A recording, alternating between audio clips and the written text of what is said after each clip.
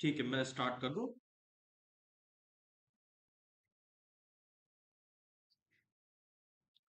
So, hello to all my lovely FMG doctors. I shall wait for a maximum of 2 to 3 minutes or 4 minutes, so that if possible, if any of the students are joining, maximum of the students can join for this particular FMG recall sessions of the ENT questions. I just wish and hope that your examination went well. First of all, I want to congratulate you all for your hard work, particularly. You know, just that hard work is the most important thing that I want to particularly congratulate for. So, I hope it went well.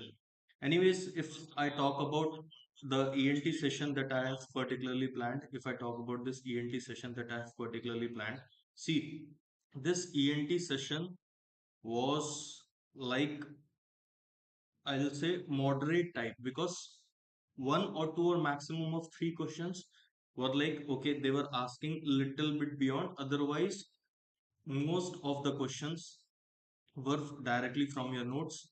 Some have been discussed, you know, in the YouTube sessions also.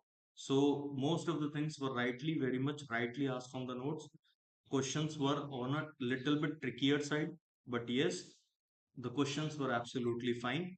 Anyways, this session is totally a recall session.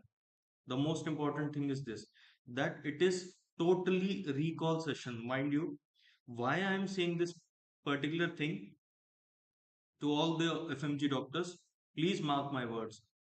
These are totally based on recall. Options or questions, maybe the answer are totally different. I don't know the options were exactly like this. I don't know the questions were exactly like this. The only thing I know is that it is totally based on recall. If I have made this session, maybe like asking from 100 lot of students, then maximum number of students said, okay, sir, this was there. Okay, sir, this was there. On that basis, I have given this particular session. I hope this is very much clear. Secondly, one more important point is that if you have any doubt, still if you have any doubt, bacho, after this session, you might be feeling, no, sir, this question was not there, this option was not there. And if you want to ask any of your doubt personally, if you want to ask any of your doubt personally, you can ask it on my Instagram ID, ENT underscore by Dr. Shubham. ENT underscore by underscore Dr. Shubham. ENT underscore by underscore Dr. Shubham. If you have any doubt, I hope this is very much clear. If you have anything to ask, please ask. In this particular session, if you want to ask, please ask. Even after this particular session, you want to ask, please do ask. Fine. And I'll say, just relax, calm, just see this session. And I wish and hope you are just cheering your hard work. Fine. Whatever be the results, things cannot be undone. Whatever has been done has been done. So just see this session. That's it. Chalo, I'll start with the questions. First thing, which which is responsible for balance and equilibrium? Such sort of a question was asked. Which is responsible for balance and equilibrium? Which is responsible for balance and equilibrium? See, I had asked some of the students, sir, mostly we should mark maybe semicircular canal. Some were saying, sir, why not vestibule? Vestibule can also be the option. So what is the answer? See, I want to specify, if such sort of a question was asked, which among the following is responsible for balance and equilibrium? Two options, so you should directly rule out. One is your cochlea and organ of Corti. These two options should be directly ruled out. Fine. Organ of Corti, no, more responsible for hearing. Cochlea, again, more responsible for hearing part. Two more things. Semicircular canal or vestibule. I what I have got is that semicircular canal was there in the option. Some were saying, sir, apart from vestibule, they were saying that maybe cerebellum was in the option.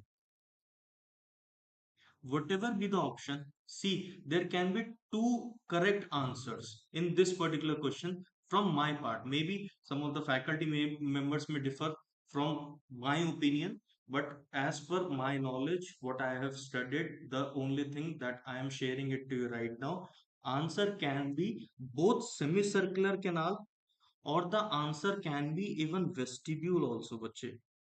Both vestibule and semicircular canal play important role in balance and equilibrium. Mind you, many of us are, are biasing our answers towards semicircular canal because the reason is the better correct option is semicircular canal.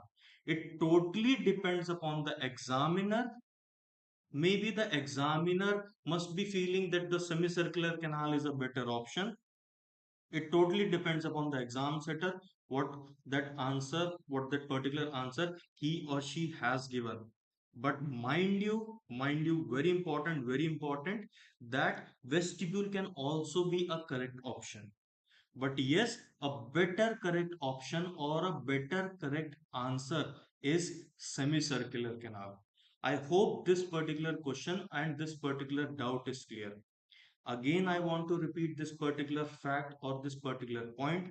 If you have any doubt, like if you feel that नहीं sir question different था, sir नहीं options ये नहीं थे, sir आप तो बिल्कुल ही opposite बता रहे हो, बच्चे it is totally recall. Options questions can be totally different. I accept everything whatever you are saying. आपको कोई भी पर्सनल डाउट हो, if you have any personal doubt, you can directly ask me on my Instagram ID. That is easy as possible. That is the best I can do for all of you, bachcho. That is the best I can do for all of you, bachcho. But mind you, if you have any doubt, ask on this live session. If you are, seeing it at this particular moment right now, we have no one to prove whether we were right or wrong. But yes, if I was a student, I was appearing for this examination. For me, semicircular canal and vestibule both can be a good option. But yes, semicircular canal is a much better option to mark, which is responsible for balance or equilibrium. I shall also mark semicircular canal. Fine. I hope this particular thing is clear. I hope this particular thing is clear. I shall go to the next question. I hope this particular thing is clear. I shall go to the next question. This question again I have heard. If you have any doubt regarding this particular question, please ask. The question says, there is a case of autosclerosis, pregnant woman. Maybe a pregnant woman was mentioned in the question. They were talking about something related to autosclerosis. Okay, with a 56 decibel hearing loss. Some were saying it was 45 decibel hearing loss. It doesn't matter. Fine. Which of the following is correct for this particular autosclerosis? Ossicular fixation without intact tympanic membrane, ossicular fixation with intact tympanic membrane, erosion with drum injury, or erosion without drum injury. First of all, bachcho, autosclerosis is such sort of a disease where you won't find or you won't see any sort of erosion. It's not like there is ossicular erosion in this particular autosclerosis. What is autosclerosis? You might have seen that there is a temporary phase, that is autosconiosis in autosclerosis. What happens is a normal lamellar bone is changing into a sclerotic bone. A normal lamellar bone is changing into a sclerotic bone. So that is your autosclerosis. So option C and D are totally ruled out if these were the options. Talking about option number A and talking about option number B. Option number A says ossicular fixation without intact tympanic membrane. B option says ossicular fixation with intact tympanic membrane. But obviously the best correct simple answer is ossicular fixation with intact tympanic membrane. Autosclerosis is not that sort of a disease जहाँ पे जहाँ पे tympanic membrane is getting eroded or removed or it is getting perforated. No, autosclerosis is directly occurring where fistula antifenestrum footplate of stapes. It is characterized by ossicular fixation with intact tympanic membrane. This disease is not hurting the tympanic membrane. Fine. The only thing that regarding the tympanic membrane you have to remember is what we see, what Schwartz sign, pinkish appearance of tympanic membrane. Fine, flamingo pink or pinkish appearance of tympanic membrane, but the tympanic membrane is intact. Tympanic membrane is intact. Tympanic membrane is intact. Fine. I hope this is clear. I hope this is clear. If you have any doubt, please ask. If you have any doubt, please ask. If you have any doubt, please ask. I hope this is clear. But if you want to ask any doubts from your ENT session, I am sitting here right now. I can spend a good 5, 10, 15, 20 minutes extra with you. No problem at all. But the most important thing is that your doubt should be cleared if you have any. If you have any. If the questions are different, again, it's totally recall session. It's totally based upon the recall that the students were telling. So the best correct option is ossicular fixation with intact tympanic membrane. I hope this is clear. This particular doubt is clear. I hope this is clear and this particular doubt is clear. Fine. Fine. Let us go to the next question. Let us go to the next question. Even after this particular session, I'll just scroll all the slides together to show you if you have any other doubt. Please ask, bacha. Chalo. Coming to the next question. Yes, what is the name of the staging used for juvenile nasopharyngeal angiofibroma? JNA, bacho. JNA, juvenile nasopharyngeal angiofibroma. What is the particular staging used? Bacho, this was a question little bit more trickier or on a more higher side, I must say. If we talk about juvenile nasopharyngeal angiofibroma, the staging that you have to remember, it's a direct question. Fine, it is Fish or Radwanski staging. It's a direct question.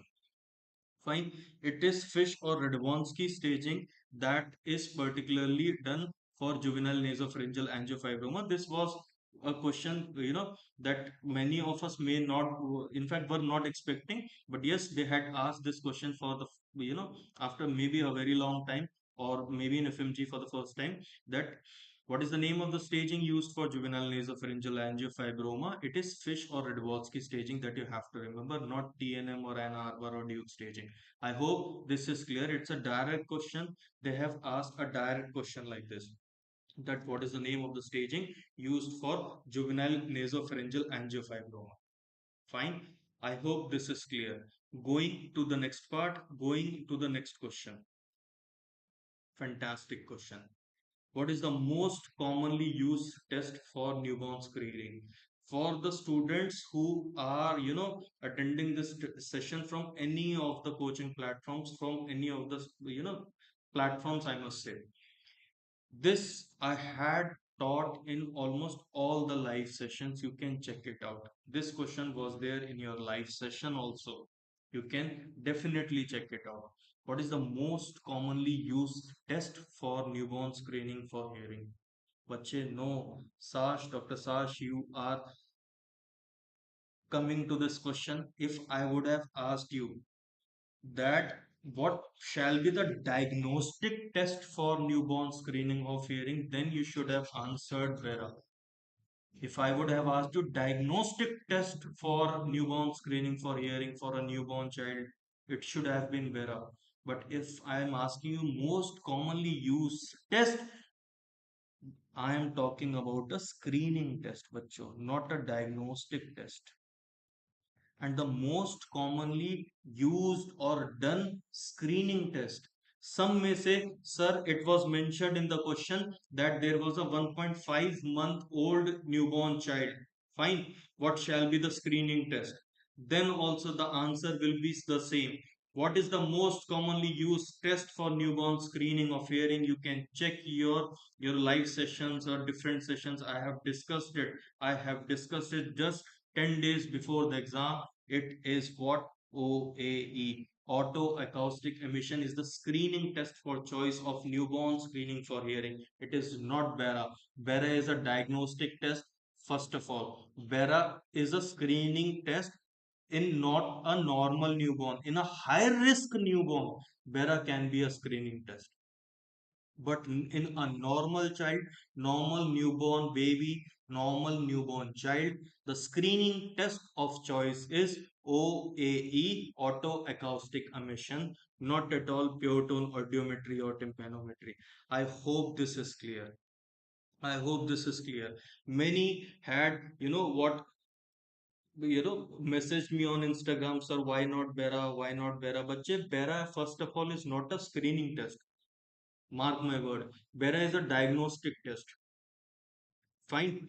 Bera is a diagnostic test and it is more commonly done for either the diagnostic purposes or secondly it can be done for a screening test in a high risk baby, maybe a like very low birth weight baby, something like that, or a NICU admitted baby. But for a normal newborn child, the screening test of choice is always and always and always otic acoustic emission. I hope this is clear. I hope this is clear. I hope this is clear. If you have any doubt, please ask. Please ask, Bacho. If you, in fact, if there are, if the questions that you have seen, please, again, I'm saying, if the questions that I'm showing you in my screen, they were not there, the questions were different, chat with me on my Instagram ID. Chat with me in any platform you want to ask. But your doubt should be clear. That's my priority. I hope this is clear. Going to the next question. Fantastic. Many are saying this question was different, this question was not there. If you have any doubt, just write down the question. I'll answer you personally for that. Adenoid hypertrophy case was given. They had said that there is history of mouth breathing, and while the child was either talking or watching television, increased voice was seen or asked. What shall be the next step? Adenoid hypertrophy case. Antibiotic therapy, okay. Watchful waiting, okay. Adenoidectomy with grommet incision, okay. Incision somewhere, I don't know, I don't care. But yes, the answer is direct. Adenoid hypertrophy. Adenoid hypertrophy will lead to what? Adenoid hypertrophy will lead to something called as serous otitis media or glue ear. What does adenoid hypertrophy lead to? What does adenoid hypertrophy lead to? Adenoid hypertrophy leads to serous otitis media or glue. Why? Eustachian tube will be blocked. What shall I do? What should I do? First of all, I have to remove the adenoids. Okay, sir, adenoids will be removed. Then what? Hearing will be restored when first I have to do little bit of myringotomy, take out all the fluid and put a grommet inside, and that shall be the treatment. I hope this is clear. Option number C is the correct one. I hope this is clear. I wish that most of you make it correctly. I hope this is clear. If you have any doubt, if the question was different, similar, well and good. If similar, congratulations. If different, you can ask me. No problem. Fine. This is the correct answer. Adenoidectomy with grommet insertion. Fine. I have to do a myringotomy, and then after doing a myringotomy, do grommet insertion. If someone says that the option was different, adenoidectomy with myringotomy and grommet insertion, still that is the answer. I hope this is clear. Going to the next question. It is a direct question, bacho.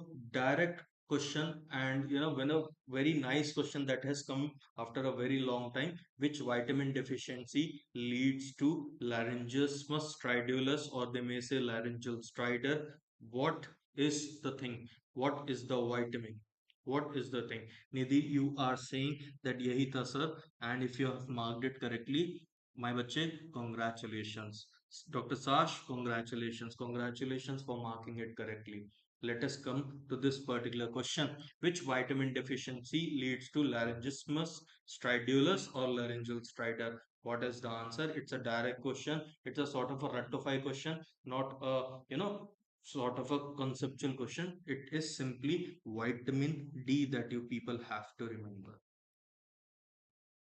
It is vitamin D deficiency, बच्चे. No, vitamin D deficiency is the thing that you have to remember. Vitamin D deficiency is the thing that you have to remember. You cannot afford to make a mistake. You cannot afford to make a mistake in this particular thing. It is vitamin D deficiency that you have to answer. Vitamin D deficiency is the thing that you have to answer. Again, many of you are answering it correctly that we had marked vitamin D. Congratulations. If you people are marking vitamin A, no bache, it is vitamin D that you have to remember. It is vitamin D. It is vitamin D that you have to mark. It is vitamin D deficiency that leads to laryngismus stridulus. Fine. Going to the next question. Going to the next question. Going to the next question. Fine. If this question was there, some were saying, sir, this question was there. Some were saying this question was not there. But with my folded hands, again, I am saying it is totally a recall session. If it was there, you will get the answer. If it was not there, you'll learn something. There was something that they were talking about Schluter's neuralgia or, septum deviation that is impinging something. Why is this pain caused? If this was a question, they were talking about anterior ethmoidal neuralgia or Snoodle's neuralgia because of the compression of anterior ethmoidal nerve. I apologize for any of the spelling errors if it has been, printed or typed. For this, I, genuinely apologize for any spelling errors. But coming to the question part, if such sort of a question it was asked, anterior ethmoidal nerve compression, they must have talked about. I'll explain you the concept. See, supposedly this is the triangle that is the lateral wall of the nose. Here at the center is the septum. If the septum gets deviated to one of the side, it will impinge or it will irritate middle turbinate and will lead to compression or irritation. Compression or irritation of anterior ethmoidal nerve. Compression or irritation of anterior ethmoidal nerve it will lead to, and that is basically called as Schluter's neuralgia. Answer is middle turbinate, bache, that you have to answer. If you have seen such sort of a question, again, my best wishes and congratulations. If you have marked middle turbinate, even a bigger congratulations. I hope this is clear. I hope this is very much clear. I hope this is very much clear. Fine. If I'm continuously looking at the chat box, Pacho, if you want to ask anything, totally up to you. Totally up to you. I'll be happy to answer personally also. Chalo, going to the next question. Please check if you have seen such sort of a question. If the question was different, then please do tell me. Question says, what is the management or the initial management of CSF rhinorrhea? What shall be the management or initial management for CSF rhinorrhea? If such sort of a question was there, bacho, first of all, let me tell you, CSF rhinorrhea is basically CSF coming from nose. That is, most of you know this particular fact. I always say, whenever I teach my students, I always say only one thing. CSF rhinorrhea management is conservative. That's it. CSF rhinorrhea management is conservative. Always remember. What do you mean by conservative? That means just ask the patient not to cough or sneeze. Keep the head end elevated. Ask the patient not to cough, not to sneeze, or do not do any strenuous sort of activities. That is the thing that I always say, even personally in my OPD, to most of the patients. What is the most common cause of CSF rhinorrhea? It is traumatic CSF rhinorrhea. And because of our own surgical trauma, CSF rhinorrhea happens most of the time. What shall be the treatment? Treatment is conservative. What are the options? What is the best possible option? Steroid for FES? No, I won't do. Okay, okay, I'll answer you, Nidhi, don't worry. First of all, let me see this particular thing. Steroid plus FES? Not at all. Immediate surgical repair? Not at all. B option, antibiotics therapy with acetazolamide. Okay, let me see the other option. Bed rest with head and elevation and avoidance of staging activities. No, bache. So what shall be the best correct option? I will say, if both B and C were in the option, if I'm giving you the right option, then C option is a better correct answer. C option is a better correct answer. Which I am saying C option is a better correct answer. I could have done B also, because actually what do we do in CSF rhinorrhea? If I'll tell you, actually what do we do in CSF rhinorrhea? Okay, okay, okay, I'll answer. Don't worry, Dr. Shoaib, Lone Khaled, Nidhi, I'll answer you. If there was except, I'll tell you. The main management of CSF rhinorrhea is conservative. What do we do? We actually, in my practical life, I'm telling you, what do we do? We give a double dose, high dose of antibiotics, first of all. Secondly, we ask the patient to keep the head end elevated. Secondly, we say do not cough or sneeze. We give some antitussive sort of drugs and ask the patient to avoid strenuous activities or exercises. So, if I see if they have asked what is the best correct option, I'll mark option number C. Now will look at the chat box. What you people are saying, sir, which isn't the management of CSF rhinorrhea? This is what they asked. If they have asked this thing, that which is not the management of CSF rhinorrhea, then I will better mark option number A. Nidhi, I am answering you personally. If I say, if these were the options and they ask, what should I not do? I won't prefer steroids or functional endoscopic sinus surgery. Immediate surgical repair, we have different sort of flaps like Hadar flap and all that we do for CSF rhinorrhea. If they have asked which isn't the treatment, for me, a better one will be option number A. Some may say option number D, but I'll prefer option number A. If they have asked, I'm again saying, if they have asked which should not be done, I would prefer that steroid and FIS. I don't think so. Fine. If your doubt is clear, Dr. Sash, Dr. Shoaib, if that except part was there, then this is the answer. If they are asking that CSF rhinorrhea initial management, C option is the best correct one. And if they are asking except, then I would prefer steroid plus functional endoscopic sinus surgery to be marked as the answer. Fine. Immediate surgical repair without initial medical management. Most of the times, not most of the times, sometimes we do surgical repair with Hadar flap. If they, I am telling you, Bache, Dr. Anishul Navi, if there's not the treatment, I would better go for steroid and functional endoscopic sinus surgery, because there are some surgical methodologies also that we do for, what happens is, actually what happens is most of the time, I'm telling you practically, most of the times while doing surgery, what happens is, supposedly I'm doing a functional endoscopic sinus surgery or any sort of nasal surgery. If by mistake I puncture the cribriform plate, CSF comes out, we sometimes do a sort of flap management. We close it by flaps. So that is perfectly fine. Surgical repair can be done. Most of the times we prefer conservative management. Fine. Like Dr. Lone Khalid is asking antibiotic therapy with acetazolamide, I can give. See, in first of all, in CSF rhinorrhea, I will give a high dose of antibiotics, and acetazolamide will basically decrease my pressure.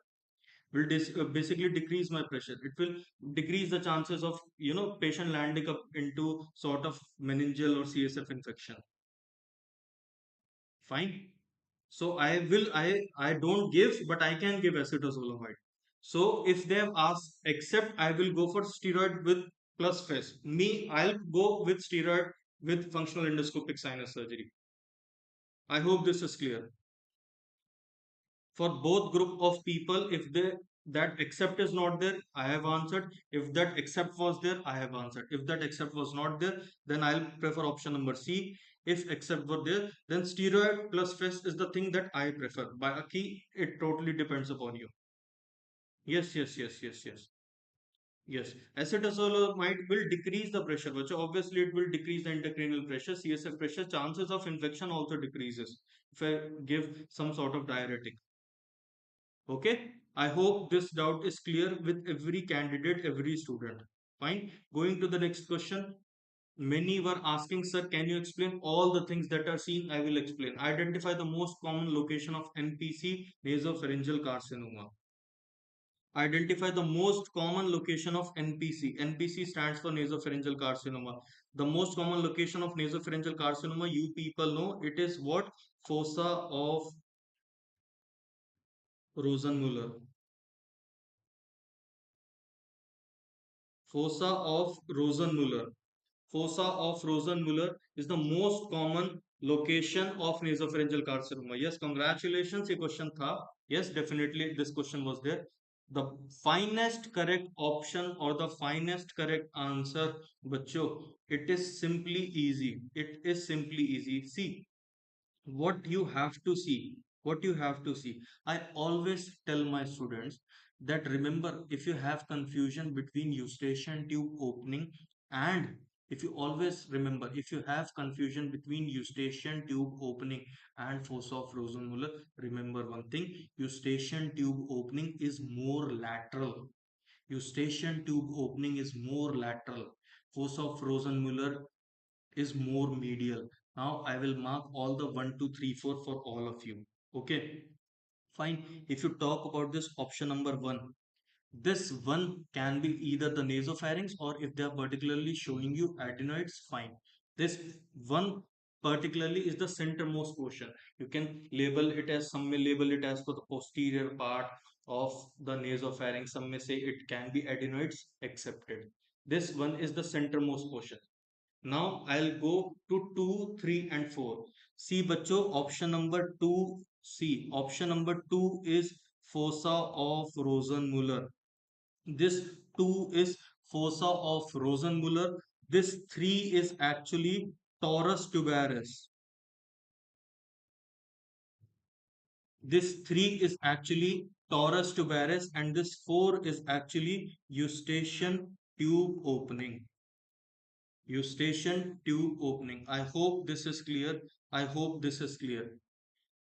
Again, I label. Fine. I hope this is clear. 1, 2, 3 and 4.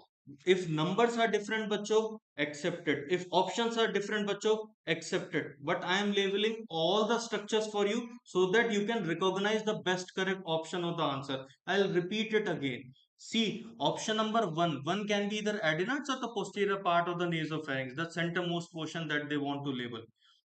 This second thing, I'll change the color to, if you want. I'll change the color to maybe yellow, if you want. See, this second thing, this second is fossa of Rosenmuller. Option number 2 is basically fossa of Rosenmuller. This third, this third one is basically what? This third one is basically what? Third is torus tuberous, and fourth is basically what? Fourth is eustachian tube opening. I hope this is clear. I hope this question is also clear with all of you and most of you. Fine. I don't keep any doubt. Whatever be the exam results, fine, but we should learn the right thing. Fine. 1, 2, 3, 4. So if these were the options, these were the pattern. What is NPC, nasopharyngeal carcinoma arising from fossa of Rosenmuller? The best correct answer is option number 2, B. Fine. Clear. I hope it is clear. I hope it is clear. If you have any doubt, please ask. If you have any doubt, please ask. Fine. Fine. Chalo, I'll go to the next question. I'll go to the next question. Again, rather than getting angry, first relax. Some students were saying there was a question on Grango triad or Grango syndrome. If this question was there, well and good. If this question was not there, no need to put a line that this question was not there. Fine. No need to put this particular thing. Fine. No need to put this particular thing. Fine. If this question was there, well and good. If this question was not there, no issues at all. Fine. If this question was there, well and good. If this question was not there, no issues at all.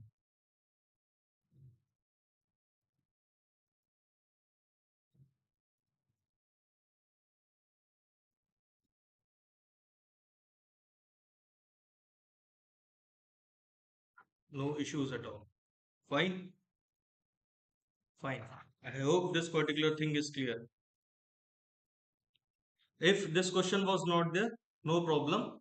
I'll just say it that what which of the following are symptoms of Gradingos triad. If it was not there, no problem. Which of the following is grading the symptoms of grading triad? In grading triad, you have to remember which is seen in petrositis. Ear discharge with fifth and sixth nerve palsy. Option number A is the one. Ear discharge with fifth nerve palsy leading to retroorbital pain and sixth nerve palsy leading to diplopia. Fine. I hope this is clear. Fine. Going to the next question. Which structure does the anterior ethmoidal sinus drain to? If this question again was there, fine. If this question was not there, no issues. Anterior ethmoidal sinus, you might be knowing, and it is a very common thing. It drains into the middle meatus. It drains into the middle meatus. Remember that. It drains into the middle meatus. Remember that. Fine. It drains into the middle meatus. Remember that.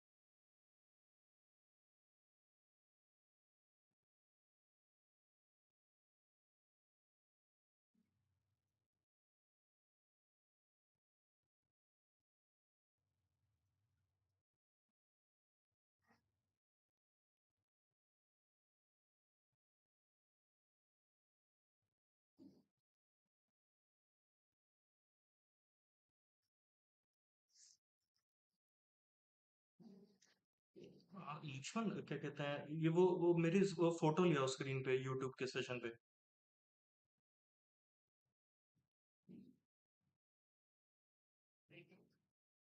IPad हो ही नहीं रहा है screen sharing आ ही नहीं रही है इसमें अभी हाँ, इस ऐप पे कौन सा वो ऐप पे खोलूं क्या? लेट्स व्यू, ये खोलना है ना?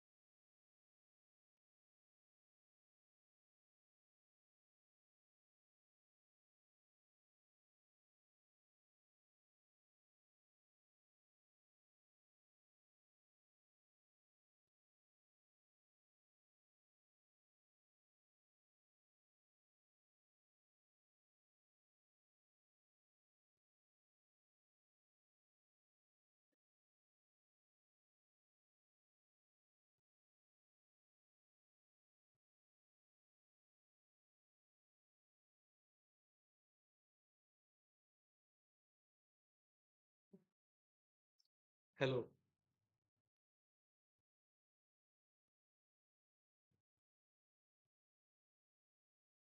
So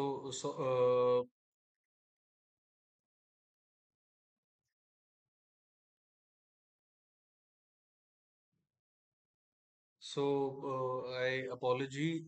In fact, my sincere apologies for any of the discrepancies created. Fine, it was a little bit of technical error. Anyways, which structure does the anterior ethmoidal sinus drain into? Fine. Which structure does the anterior ethmoidal sinus drain into? It is directly middle meatus that you have to remember. This is a direct question. If this question was asked, again, well and good. If this question was not there, no problem at all. Fine. Question was how you can see something. If Dr. Lone Khalid, I can see your point. Question was how you can see something. If this was the question, can you give me the options?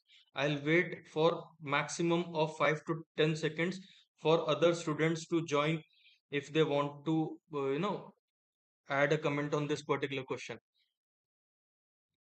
Question was how you can see something related to this anterior ethmoidal sinus.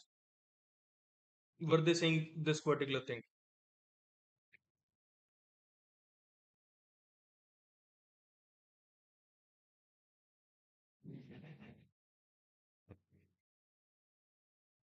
It was the question. Dr. Anishul Nabi saying it was the question. See, if this was the question, which structure does the anterior ethmoidal sinus drain into? It is directly middle meatus. Fine. If this was the question, fine. If the question was something different, then Dr. Lone Khalid, I shall personally attend you. You can either ask me on my Instagram or whatever means, or you can just specify the question and the options. I will answer on the this YouTube chat itself. Fine. I'll go to the next question. I am waiting for Dr. Lone Khalid if he can frame that particular question. Fine. I hope all the questions of ENT have been done. If you have any doubt, I'll wait for 1 or 2 minutes. Anyone who wants to ask any doubt, please ask. Anyone who wants to ask any doubt, please ask.